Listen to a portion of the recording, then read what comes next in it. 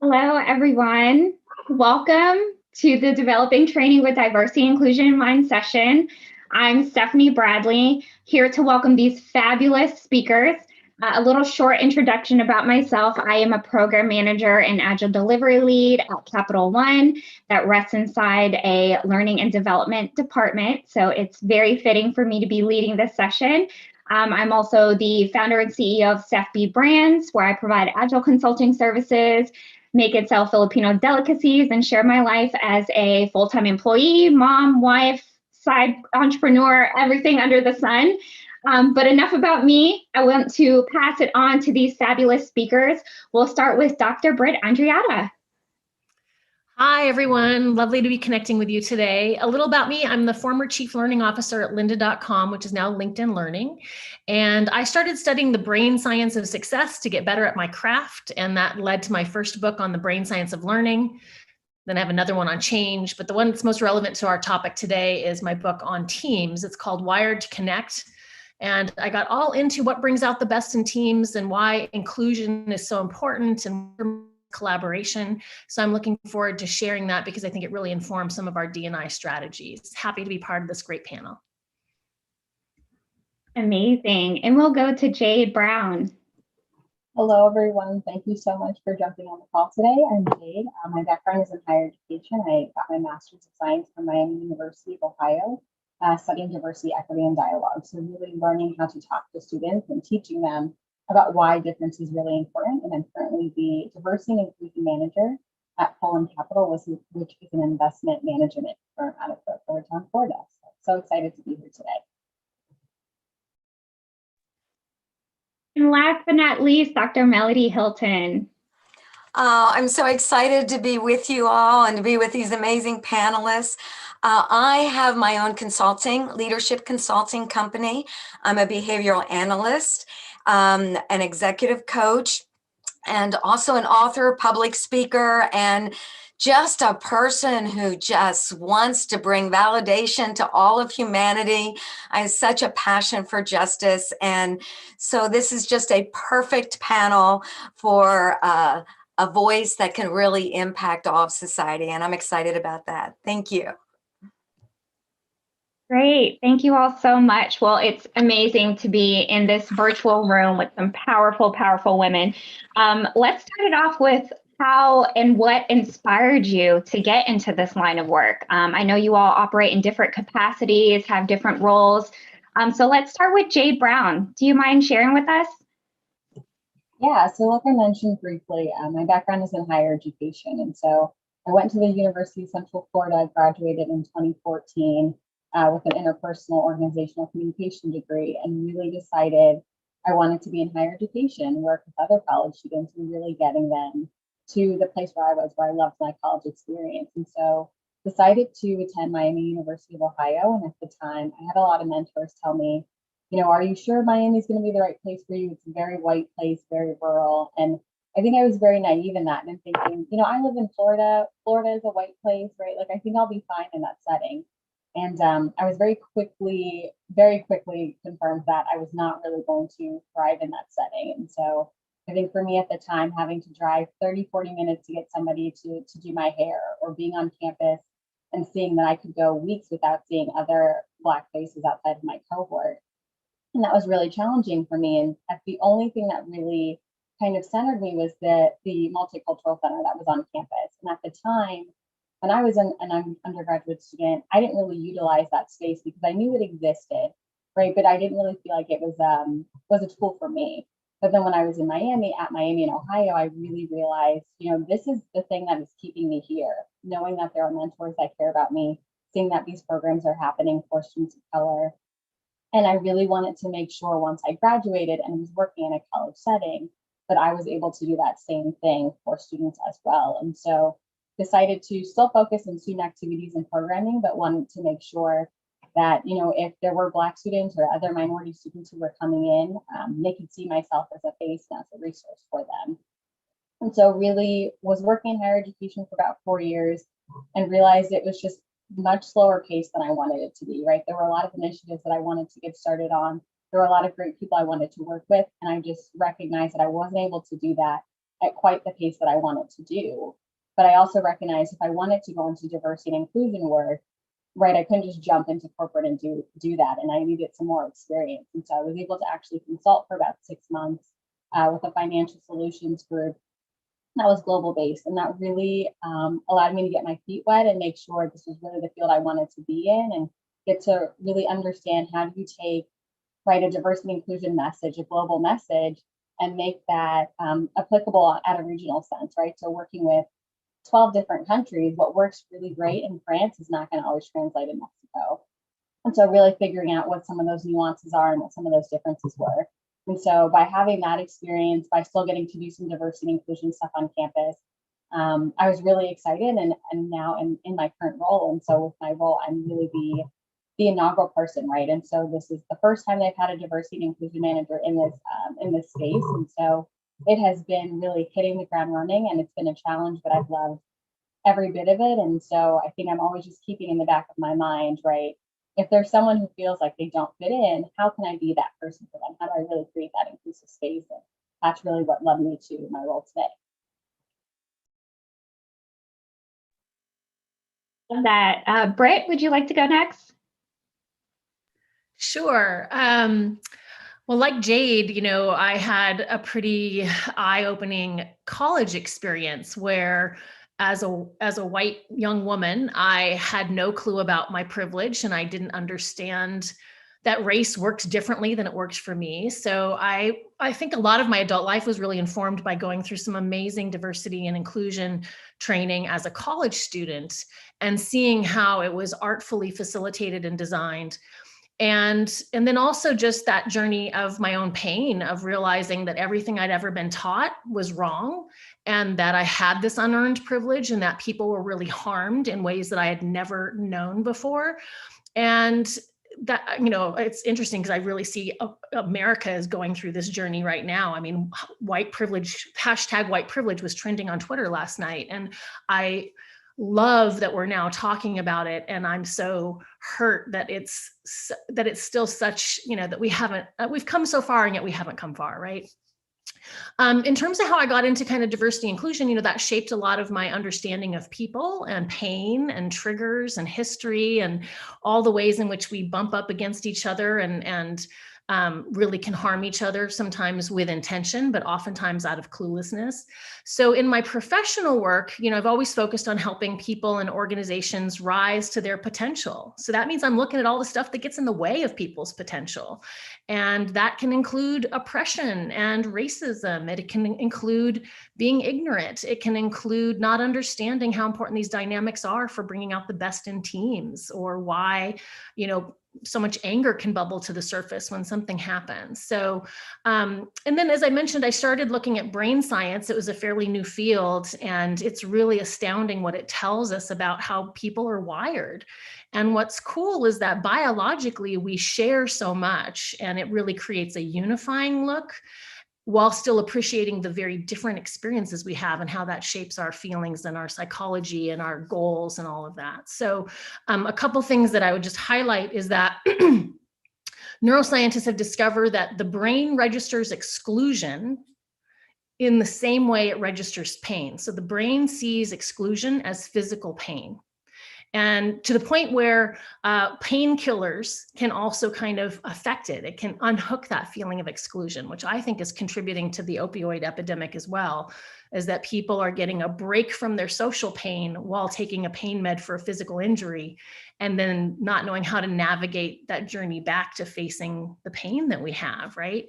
The other thing that's really fascinating is big parts of our biology are dedicated. We are a tribal species. Humans are a tribal species. And so big parts of our biology are dedicated to sensing where we are in the group and being particularly tuned to signs of marginalization, because that threatens our survival. You know, if we're ousted by the tribe, our chances of survival go way down. And so when you start to understand these biological underpinnings, you start to really understand how everything that we really care about, cooperation, collaboration, productivity, treating each other with respect, kind of have these biological underpinnings. And it can really help people understand why a sense of belonging and inclusion is literally the grounding from which good productivity and collaboration and innovation are all sourced. So I help businesses. So I'm always thinking about from that angle, but boy, this year has been a journey in watching so much of this stuff play out, both with the pandemic and our disconnection from each other. And then of course, the murder of people like George Floyd and Breonna Taylor, and just even the news this week. So I'm grateful to do the work that I do. We have come a long way. I'm really thrilled where we're poised right now, and we need patience and perseverance because there's a lot to do. Thank you so much, Britt. Melody, please. Well, I'm going to come from a very personal aspect because you talked about inspiration. And I'm sure you've heard the phrase, our pain has become our purpose. And so from the time I was 2 years old to 9 years old, I was sexually molested. I experienced injustice. I experienced the abuse of power. I experienced loss. I experienced leadership that used you for their gain, but didn't use their platform for your good. And so I had to come to a point in my life, probably my early 20s, where I had to decide, am I going to live, get you before you get me, or step on you before you step on me, the whole thing to try to get ahead of everybody else and push everyone else down to make myself feel better? Or am I going to be a leader that uses my influence and the opportunities that I have for the good of others? And that's the road I chose to take. And it put me on a journey of not just wanting to become that leader and working on my own self, but teaching and training both emerging and established leaders in business, government, the educational system, bringing that to the table in those spheres of influence. And my personal defining moment that literally launched my consulting company was about 20 years ago. I was in Edinburgh, Scotland, and I was on this little pilgrimage in Scotland. And I went into the Castle of Edinburgh and I saw these amazing, beautiful crown jewels of Scotland. And right aside of them, adjacent to them, was this big, ordinary looking rock. And I thought, what is this rock doing aside of the crown jewels of Scotland? And as I began to read, I learned that that was the stone of destiny, that the kings and queens of Scotland would sit upon that destiny stone to be coronated. And when they did this is what it said. When they sat upon that stone of destiny, it was no longer about them, but it was about the kingdom, the people, and the land. And right there in the Castle of Edinburgh, I am crying and I'm like losing it. It was a defining moment. And it hit me and I said, my goodness, right now I am sitting on a stone of destiny. It's no longer about you, Melody. It is about the kingdom, which is leadership. It is about that platform to be able to use our leadership for the good of the people so there can be healing to our land. And that was a driving force of my heart and my life, that when I came home from Scotland, I said, I'm starting my own leadership consulting company with the whole purpose of empowering others and so that our land could heal. Wow. So amazing. I love it. And thank you for your vulnerability, all of you, really, in what you're sharing. I see that your passion for the work that you do stem from childhood for some of you, far before your professional careers. So thank you for sharing. Jay, this next question actually ties into what you mentioned about your role being the first time your organization has ever had a diversity inclusion manager. So how have you all seen your diversity inclusion efforts shift since the beginning of your work in this area, maybe specifically when it comes to training? I'll pass it to Jade first. I see you got off mute. It seemed like you're... Go ahead. Yeah, so I think probably one of the biggest things for me is realizing how much, and I spoke about this a little bit earlier. Corporate moves at lightning speed compared to higher education, right? With higher education, there might be multiple leadership boards or, wanting to have different committees to decide what's going to happen. And I think with corporate, it's very much, on the fly. There's a lot of, I feel like there's a lot of less red tape for execution to happen.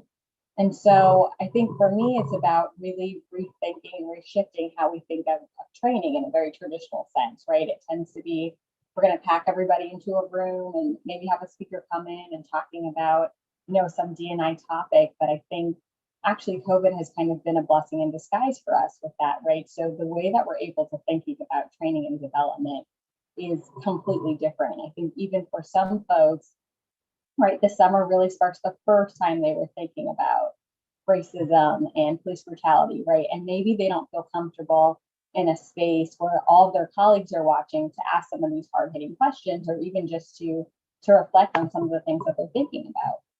And so it's been nice being able to use, maybe a tiny pulse survey to get feedback from what they're thinking of, or are they able to message somebody on the side and ask a question without feeling alienated or like they can't talk about whatever question is that they want to talk about. And then I think for me, when it comes to training, it's just about, what is the educational piece, and then, what's the dissemination piece afterwards.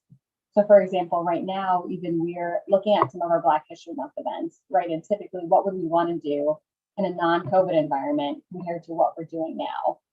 If we're able to have something that's small and still have the desired outcome be yielded, at the end of the day, that's the most important thing, is getting that educational piece out there, right? So this past summer, our firm actually read White Fragility. And I know a lot of people talked about the concept of Black people being able to pass for white. And that was the first time a lot of people had heard about, a lot of, white or non-minority people had heard about that concept. And so one of our suggested readings for this year was The Vanishing Half, right? If any of you have read that book. And so a Black author talking about two sisters who one of them was able to pass, right? And what that experience did for her. And so really for us, it was about thinking, okay, what is it? We just talked about white fragility, right? So how do we now connect this with a real world example? And in that, we were able to do that with The Vanishing Half. So I think it's about just making sure that it doesn't have to be this traditional way of thinking about training, and really being able to shift and just getting as many people involved in that process as possible, because I'm new in this role. And so I'm still trying to understand the culture, right? And what that looks like, and really just relying on others who have come before me, even if they haven't been in a formalized role, but just really relying on, their expertise to figure out what's going to work and what's not going to work in that setting. Melody, I'll pass it to you. First of all, I am so impressed, Jade. You're awesome. For me, I've seen great change, and I know we have so far yet to go, but I love seeing where it was. I'm getting a little old compared to you young people, but I was an anomaly 20 years ago. The soft skills of leadership were not even taught. It was about autocratic leadership and domineering, and all these things were in the marketplace. And so there, I see great change. I see that businesses and corporations and the educational system and governments so desire to see leadership be in a place where they understand the soft skills of leadership so that they can empower every single person. Because the fact is, every person that's successful in an organization makes the whole successful. We are better together than we are separate. And I see great change taking place. I believe, and I don't believe I'm saying this without awareness, but I believe people are inherently good. And I think when we tap into their goodness and give them a platform for expression and a platform for honest communication and curiosity and dialogue, not so we can be quote unquote politically correct, but because we really care about them, we authentically value them, and we want to give them a place at the table. And just as Jade was talking, it was making my heart so happy, because even 5 years ago, nobody was talking like she was talking today. So I see great improvement. And if we are free to bring diversity, we didn't even use the words diversity, equity, and inclusion years ago in the marketplace arena when I'd go in as a consultant. It wasn't even a part of the dialogue.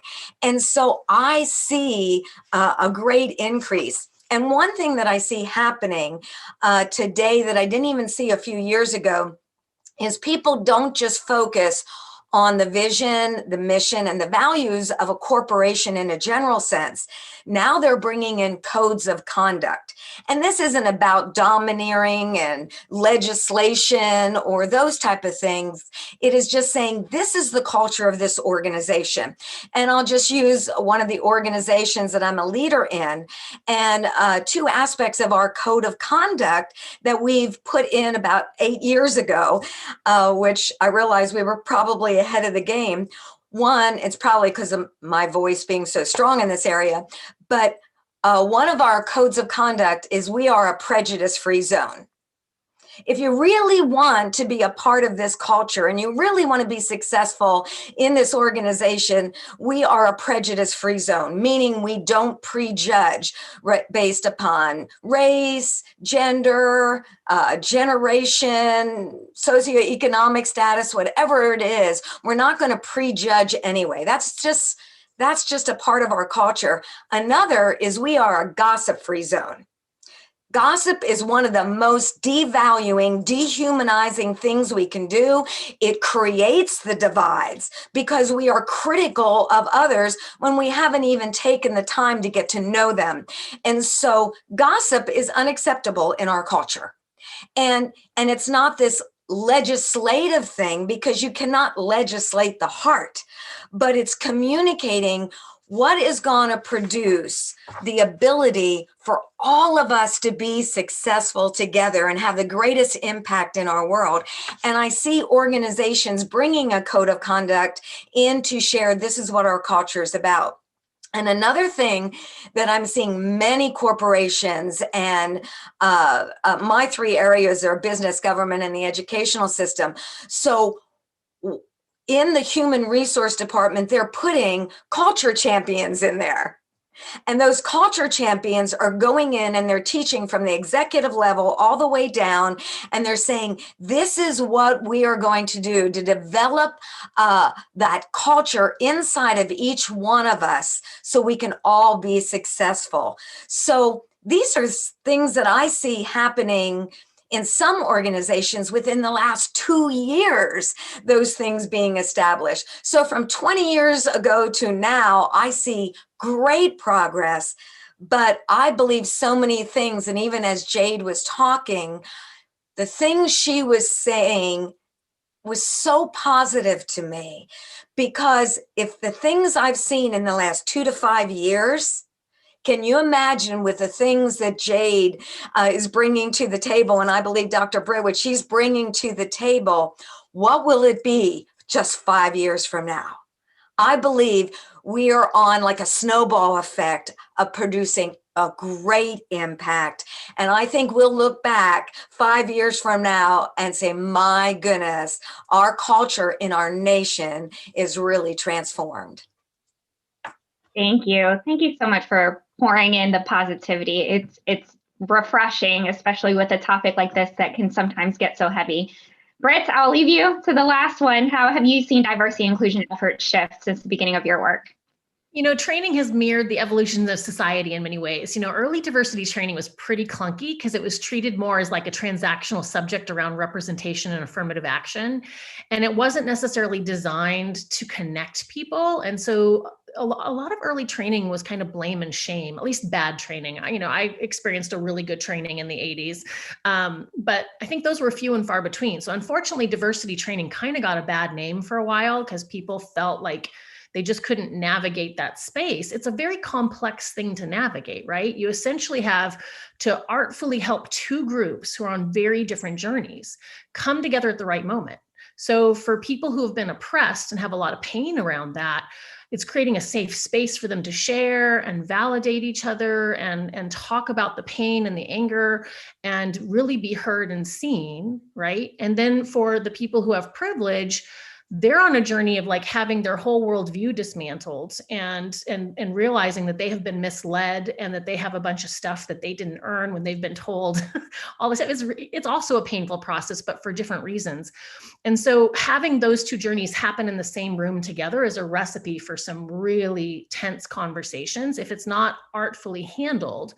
And I think that what we're seeing is this transition of realizing, oh, we have to take people on a journey. And the best trainings, I think, really do that. If we look at the history, we started off with those clunky conversations, and then we moved to like, oh, we need to have sensitivity and awareness because people are hurting each other, and that's impacting the workplace. And we want to, bring down bad behavior. But again, it was missing some stuff. And then recently we got into the unconscious bias research and type of training, which is also really helpful. But I have felt all along that until we can bring privilege and oppression into the conversation and look at how yucky that is and what it does and how we all participate and how we all are responsible for undoing it, that until you get to the core, we can't really have the shifts that we need. So that's why I think this moment in time is so powerful. I was just shocked this summer and even today, that now the conversation and the concept of privilege is showing up in our everyday conversations. It was on the news every night for weeks, and it still is on the news.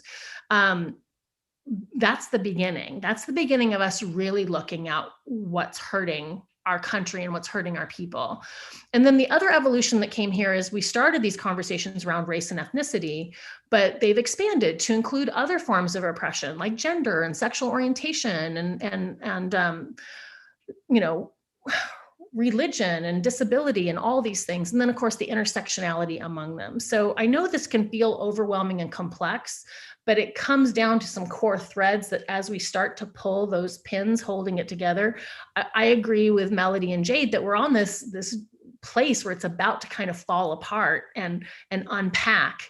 And I think we see a lot of people really caring about it and realizing they want to live in a society where people are truly treated with respect. The hard work is coming in how baked those policies and procedures are into all of our organizations, not just the justice system, but every company that we all work for. A lot of it's baked in there. And so it's going to take perseverance, and we're going to have to keep chipping away at it. But I think now there's this momentum of people and awareness that we can get to the heart of it. So it's really been a journey. But if you think about in time, even just since the 60s, how far we've come. And I think we're really poised to just really blow this forward in really productive ways. Yeah, I totally agree. Thank you all for sharing your thoughts. And Britt, I actually love that you mentioned unconscious bias training and sensitivity training and how it's kind of transformed. So we get a lot of diversity and inclusion talk, which turns into diversity including training for organizations, right? But how important is including, and use your term, Britt, baking diversity inclusion into other types of training in organizations? Let's say corporate onboarding, who may have nothing to do with diversity inclusion, but in the same way has a lot to do with diversity inclusion. Melody, I'll pass it to you. What are your thoughts? I love this question because this is how I do it. I try to address things without attacking and dividing in the process, trying to do things that unite humanity, that see the good in humanity. And the more we do that, we begin to dismantle those things that are destructive and divisive. And so quite a few years ago, I developed a training that I bring into the workplace. It's called Validation Quotient. And it's something I developed. It's my own thing, as it were, but it's the attributes that unleash leadership value, generate that in others, and positively transform culture, because that's what we want. We want to see our culture transformed, not just nationally as a nation or as a globe, but we want to see our organizations, the culture change to a place of validation. And so this is based upon hard science. Just like Dr. Britt shared, I've done a lot of research into neuroscience, how the brain works and the process of thought and how thought creates emotion and attitudes, and it creates beliefs. And from our beliefs are our actions. So if actions are destructive, we got to go back to the beginning and saying, what are our thoughts? And so I like going right to the core of things. I love how you share that, Dr. Britt, because there is a core. And the core in my language is either we value or we devalue. Either we celebrate or we shame. It's one or the other. There's black and white, as it were. And so this is based in neuroscience, but also a science called axiogenics. And axiogenics is the mind-brain science of value generation. It's not found in dogs, cats, elephants, animals. It is only found in human beings, and it shows a hierarchy of value. And the process of this is, first, I've got to see the value in myself. Because the fact is, if I can't celebrate my voice, no matter how different it is, how unique it is, I've got to celebrate my voice, my passion. I've got to love who I am created to be, as it were. Because if I can love me, I will love you. If I can value what I carry, I will value what you carry. If I can celebrate what's on the inside of me, I will celebrate what's on the inside of you. One of my greatest pleasures in the world is to build platforms for people. One of the greatest ways to bring validation to someone is give them an opportunity for their voice to be heard. And I love making videos and putting it on my YouTube channel and all those things, letting people have a voice and tell their story. Because in that process of me, because, hey, I come from shame, fear, I was a mess. Oh, I could tell you stories about Melody. I was a man hater. Men were all perpetrators. I could tell you my stories. And so I came from that very, very difficult place. And when I began to value myself, the immediate byproduct was to value others. And then when that begins to take place, it begins to impact my world for good.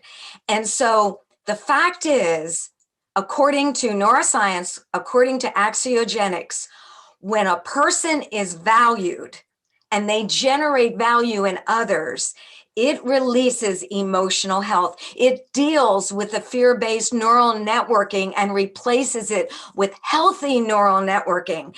And so the power of validation has the ability to literally heal us. And I won't teach the whole thing, but I think that, let me do it this way. The way I bring diversity, equity, inclusion, devaluation, shame, prejudice, all these things to the table is to try to find a simplistic solution of valuing all of humanity.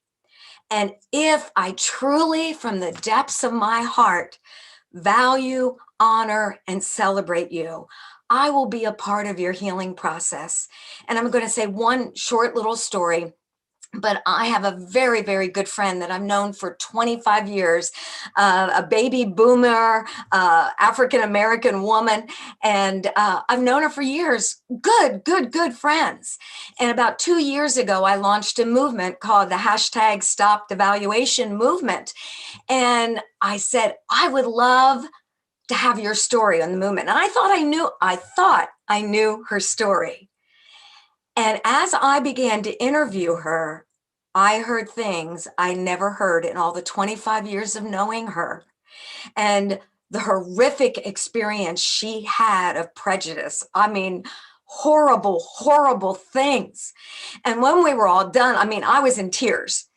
And I said, I've known you all these years. Why didn't you tell me these things? She goes, well, and I said, because I'm white? She goes, well, yeah, I didn't think you could understand. And we just cried together. We laughed together. And we had a moment where there was such validation of her story. And it brought healing. And she sent me a text right after we were done talking. And she said, Melody, I received a healing I didn't even know I needed, because I was able to share my story on that platform. And as I was able to tell you things about my story, and you honored me and you validated me.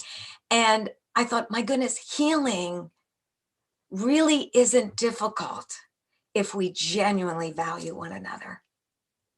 So that's what I bring to the table, where I'm not like hitting hard at certain topics that would divide, but hitting what all of us can relate to, our need to be included. Dr. Britt shared that in the beginning, that need, because see, inclusion isn't about legislation. Inclusion is a choice I make in my heart. And when I authentically do that, it helps heal. I love it. And it actually kind of answers one of the questions we got from the audience, which was, what core values would you say are important as an institution, no matter what industry you're in? So I think everything you said, valuation, healing, heart. Yes. What they do they say, we have a culture of validation, and it becomes a part of their mantra. We have a culture of validation. You know, in schools, if I go into the educational system, I saw a question about the educational system going in. We have a culture of validation. This is what this school is about, validating one another, and what devaluation does and what validation does. And you start, what has got our attention has got our direction. So if we make our attention valuing one another, then it literally creates an atmosphere to heal without using all the catchphrases, you know. Yeah, even though there's nothing wrong with that, we need that. But that's kind of how I bring it to the table. Amazing. Thank you. Thank you for sharing that story. Britt, I'll turn it to you. What is the importance of building diversity and inclusion into areas that are not specifically related to diversity and inclusion? I'm going to give a quick answer because I want to make sure Jade has a chance to jump in and answer this question. You know, I would just say it's super important that if the organization and the leaders at the top truly value diversity and equality, then you cannot treat it as it's one slice of training, or it's the job of one person who you hire to coordinate these efforts. You have to think about, how do we send that message and bake that value in everything from how we recruit and hire, how we train and promote, how we train our managers and our leaders to understand these concepts and how to build teams that are inclusive and belonging. And also, really importantly, how we manage conflict and having the difficult conversations, because people are going to do insensitive things, and they're going to hurt each other's feelings, and they're going to create exclusion, because we all come from a very racist, oppressed educational system, and just how our country is built. It's built on racism. So it has to be baked into everything if you're going to truly make it your core value and change the culture. And I always like working with the executives first, because if I can get a few of them on board, then we can really drive things down. But I would say that you can do a lot by working with middle managers. You can change a whole organization by working with middle managers too.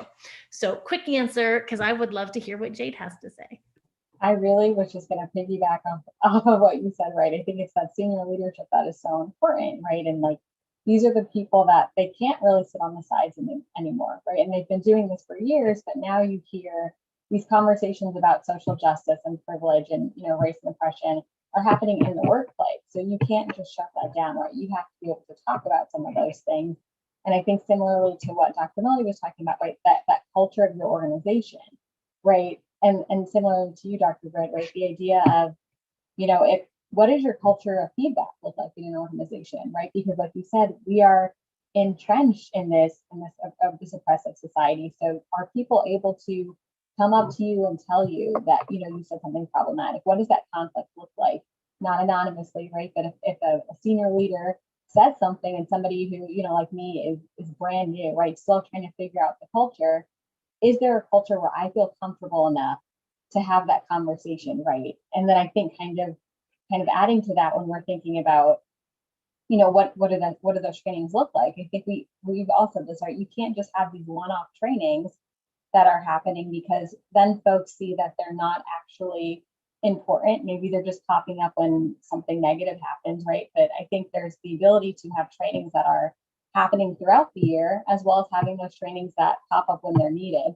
But as long as your staff knows and employees know, right, that this is something that's valued and important, it's not something they're just going to be able to go into a 60-minute, 90-minute conversation on implicit bias, and that's the last time they talk about it. And I think that senior leadership is really that place where that starts, because they're the ones that, if they don't believe it, right, the middle managers aren't going to find that it's informative. I think employees at the entry level are not really going to see why that's important. So I think it really has to be a top-down initiative. Totally agree. And I'm so glad you brought it up. I've been reading about a concept lately about performative allyship. And it's, when I'm sure you all are familiar, for those that don't know, it's when your passion for social change is a moment and not a movement, right? It's just the black square of Instagram, the public declaration that your company is donating X amount of dollars to whatever organization, and then nothing is happening internally or no movement is happening. So that top-down approach, unfortunately, organizations are built around concepts of hierarchy. I don't know that that's ever going away. There's always going to be one person in a position of power, but we want to make sure that all of that is trickling down and trickling forward, right? And we want there to always be constant motion. And that comes from the top down. So thank you so much. We're short on time, so the last question is going to be a twofer. Okay, so hopefully you can be quick, a 2-for-1 special on this last question. I want all of you to share one actionable step an organization can take to make their training intentional in these areas. And then also, what are 3 words to sum up what diversity and inclusion mean to you? Okay, I'll go with Jade first, please. Now that it's 2 and 1, I'm like trying to frantically think, but I think not 3 words necessarily, but I think about fully integrated. Like the idea of what everyone has been talking about, it has to be more than a buzzword, it has to be more than a trend, right? It has to be, as we've said this whole session, really fully baked into every part of the organization, from all the employees to the outside consultants, outside companies that we're working with. It really needs to be fully integrated, right? So when I was searching for jobs this past year, I knew that there were so many jobs coming online for diversity and inclusion people.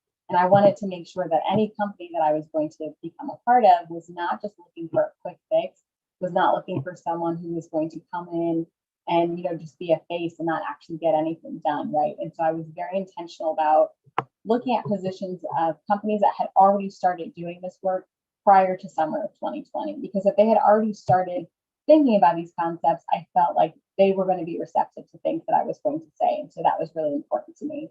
And I guess, again, thinking about there has to be that trickle down, right? Because otherwise then the position's going to fail, the initiatives are going to fail. And I don't want to be at a company that's going to fail, right? If I'm going to work really hard, I want to make sure that my work is going to be valued and that, it's going to be received. And so I think my work just be fully integrated. Thank you. Britt, please. Great. And I'm going to weave in the question from the Q&A too about how does this get woven into educational settings with teachers and students. I would say that the answer is the same. Like if you're teaching a course, if you're going to have someone teaching math, they can give an example that doesn't highlight any of these issues, or they can start to bring in examples that highlight issues in society, highlight the work of Black scientists, that highlight different voices, that bring history. I once went to a history class where we looked at the same moment of history for 6 different viewpoints. And I think these are the things that are really important. So teachers need to be trained on this stuff. You need to weave it into your curriculum. All the same things we're saying can happen in the classroom. I would say 2 actionable steps is first, invest in bringing in the right experts and pay them what they're worth. It takes a lot of skill to navigate all these concepts and design a learning experience that helps people have those aha moments. I also think it's really important that you look for people and teams that have diversity themselves. There are a lot of white people who started this work, and that's great. I'm one of them, but we also need to use our platform to elevate other voices and people who have lived experience. So I always like to see dyad facilitators or triad facilitators. So you've got different perspectives that can bring different voices into the room. And also, I think You need to be careful of if you hire a diversity inclusion expert, that's awesome, but then don't put it all on their shoulders to drive this initiative. They can't, and it has to be bought into by everyone. So if you bring someone in, then everyone else on the leadership team needs to be leaning in supporting those folks. My 3 words are crucial. This is a crucial moment in history. We all got to be paying attention to this stuff. It's the heart of authentic connection. My 2nd word, this is where we're going to have the world we want to live in, and we're all going to feel like we're part of it. And the 3rd word is perseverance. This is not a one and done. We all have to take care of ourselves, so we have the bandwidth and the self-care to endure the work that this takes. But it's the good work that needs to be done. Thank you so much for that. And Melody, please take us home. Okay, well, I agree with Dr. Britt about starting at the top. I love working from the executive level, because the fact is, if the leaders of a company begin to adopt and live this out authentically, it'll just filter down to the whole company. In fact, when they hire, they'll hire people that are connected to the same values and the same quote unquote code of conduct, whatever that might be. So I think the thing is we start with the people, valuing the people, then valuing their productivity, what they bring to the table, and then the policies support that. And I think if we put the people first, the productivity second, and the policies third, then we will have a system to where we don't put rules and laws and buzzwords and all those things above the value of an individual. And my 3 words, which I've said through the whole thing: leadership, justice, which is power used for good, and validation for all of humanity. So the leadership, justice, and validation. Awesome. Amazing. We could go on probably for another hour, but thank you all so much, Britt, Melody, Jade, the whole Equity Summit team. If you're still hanging on with us, please fill out the post-summit survey. That should be in the Q&A box or the chat box, but it was wonderful engaging with you ladies, and let's keep the work going. Thank you so much.